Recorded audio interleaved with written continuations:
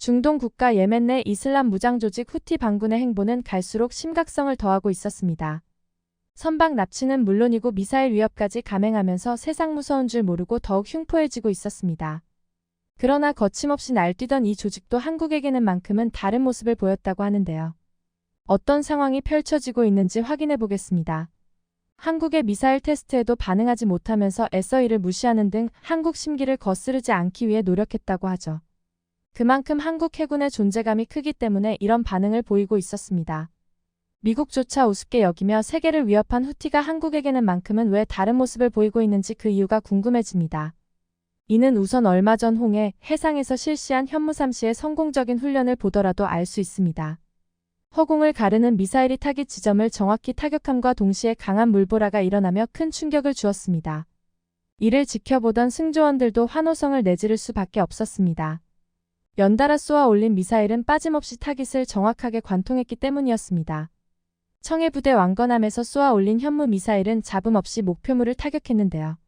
성공적인 훈련의 만족감을 드러낸 한국 해군과 달리 많은 군사 전문가들은 우려를 표했습니다. 그들은 한국의 미사일 테스트를 진행한 시점이 좋지 않다고 평가했습니다. 이는 곧 한국에 악영향을 끼칠 수 있다고 지적하기도 했죠. 미국과 유럽군 관계자들 역시 한국이 현무 미사일 성능을 위해 테스트를 한 것은 문제가 없으나 테스트 장소가 부적절했다는 의견을 내놓았습니다. 왜냐하면 한국 해군이 미사일을 발사한 곳이 후티 반군이 장악하고 있는 장소였기 때문이었습니다. 유럽이고 미국이고 자신들의 성질을 건드리면 미사일과 드론을 쏘아보내는 후티 반군이 한국군의 미사일 테스트 역시 가만히 두지 않을 것이라고 예측했습니다.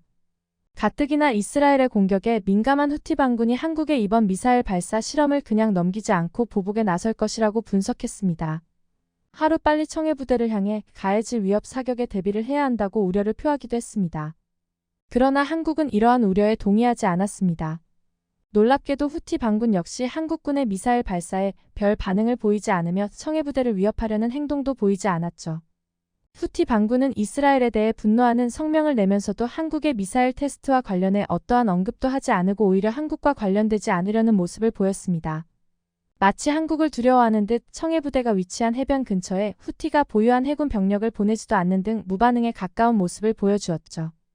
그런데 후티 반군이 서방 해군을 상대로 보여주던 공격적인 반응을 한국에게는 보이지 않았던 것에 의아해하고 있었습니다. 이는 한국 청해부대가 보여준 위험 때문이라고 할 수 있습니다. 청해부대는 우리나라 선박의 안전한 활동을 지원하고 국제권 고통항로 중심의 작전구역 확대를 통해 국익에 기여하는 부대로 잘 알려져 있습니다. 쉽게 말해 한국 선박을 보호하고 해적과 외부의 습격에 대비해 선박 호위를 담당하는 것이 주요 임무인데요. 2008년 소말리아 아덴만 해역의 해적들에 의한 선박 납치 사건이 연이어 벌어지면서 유엔 안전보장이사회가 회원국들에게 파병을 요청하는 일이 생겼습니다. 이에 한국은 청해부대를 창설, 유엔의 요청에 따라 해적을 소탕하고 이 지역을 이동하는 선박을 보호하는 임무를 맡게 됩니다. 그리고 최근 청해부대는 엄청난 성과를 거두며 그 이름을 다시 한번 드높였습니다. 2024년 기준 43진을 파견하면서 한국 해군은 성공적으로 선박 보호 역할을 수행했습니다. 공식적으로 31척의 해적을 성공적으로 퇴치하는 한편 해적에 취약한 선박 469척을 호송하고 1만 307척과 정기 교신을 주고받으며 안전한 항로를 만들었습니다. 연합해군사 예하의 지휘관 임무를 4차례 수행하고 해양안보작전을 펼치는 가운데 353회에 걸쳐 주요 임무에 참여하는 모습을 보였습니다. 서방과 아시아 해군들도 유엔의 요청에 따라 해적 소탕과 안전한 항로를 만들기 위해 군을 파견했지만 그 가운데서도 한국은 독보적인 활약을 선보였습니다. 한국 해군의 활약상 중 가장 대표적인 사건이 아덴만 여명 작전인데요. 2011년 아브디리스케 샤크가 이끄는 소말리아 해적이 1만 톤급 화물선 3호 주얼리호를 납치해 몸값을 요구하는 일이 있었습니다. 대한민국은 해적과 협상하지 않겠다는 원칙을 내세우며 납치된 3호 주얼리호를 되찾고 한국 시민들을 되찾기 위해 아덴만 여명 작전을 펼쳤던 것을 기억하고 있을 텐데요. 그리고 놀라운 작전 능력으로 석해균 선장을 비롯한 여러 대한민국 국민을 무사히 구출하는 것은 물론 소말리아 해적 대부분을 사살하거나 체포하며 성공적으로 작전을 완수했습니다. 속전속결로 이뤄진 아덴만 여명 작전은 해외에서도 이례적인 사건이라 평가받으며 주목을 받을 수 있었죠. 인도양까지 진출하면서 서양 군함을 우습게 여기는 등 소말리아 해적이 전성기였던 시절이라 각국은 해적을 상대하는 게 버겁다고 생각하고 있었는데 그러한 걱정을 불식시키고 한국은 성공적으로 시민 구출에 성공하는 모범을 보인 것이었습니다. EU 해군 대표인 리처스 스펜서는 군함이 모자라고 적절한 병력 배치 및 물자 지원이 어려워 작전 성공률이 높지 않은 가운데 한국은 아무렇지 않게 작전을 성공시켰다고 감탄했죠. 특히 대개 이런 작전의 경우 인질의 사망률이 10%에 달하는데 한국군은 한 명의 인명피해도 없었다는 것에 놀랄 수밖에 없었습니다. 한국의 성공적인 작전 수행을 모델로 삼아 다른 국가들 역시 해적 납포가 일어날 경우 빠른 대처와 개입이 필요하다는 인식이 생겼다고 전해지고 있습니다.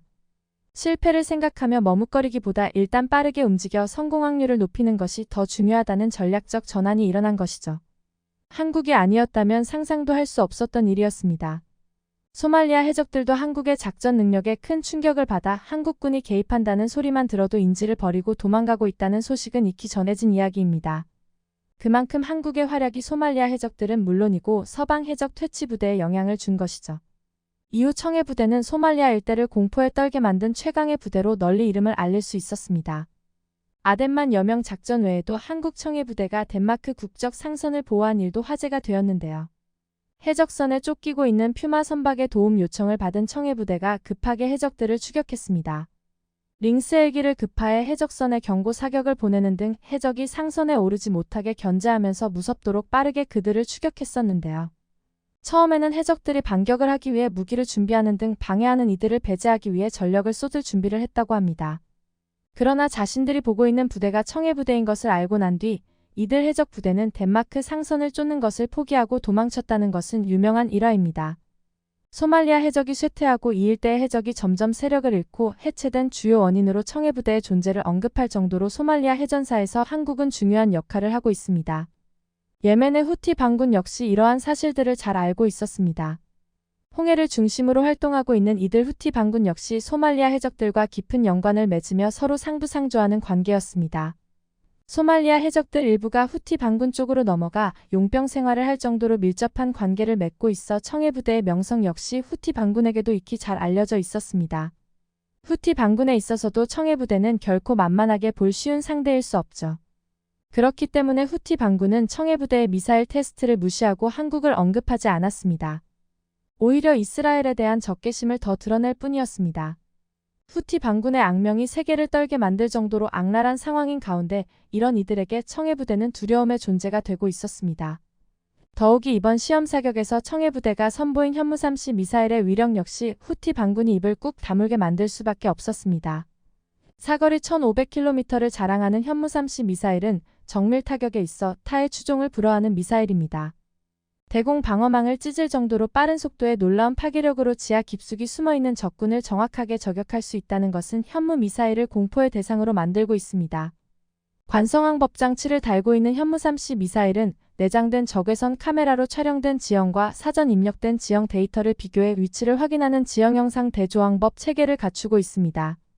이 체계를 통해 단순하게 입력된 지점을 타격하는 것이 아니라 오차를 수정하면서 타깃을 정확하게 요격하는 것이 가능한데요. 길이 6m, 직경 53에서 60cm, 무게 1.5톤으로 제트 엔진을 장착한 것이 특징입니다. 미국 토마호크에 필적하는 성능으로 주요 거점 기지를 초토화하는 데 사용되고 있습니다.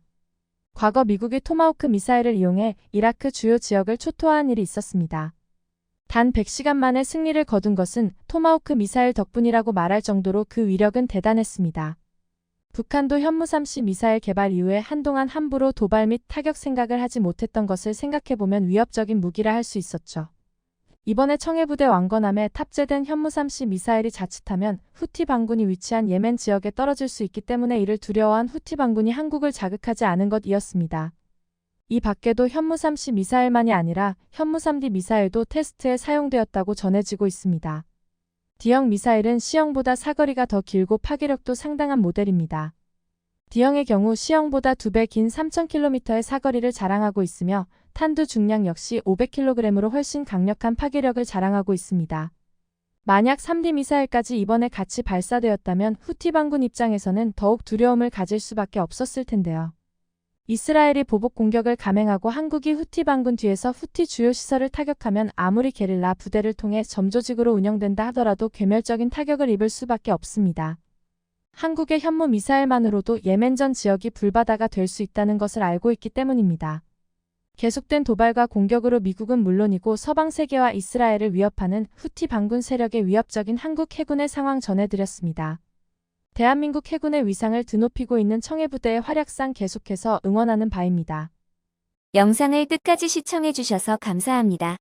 구독과 좋아요는 영상 제작에 큰 힘이 됩니다.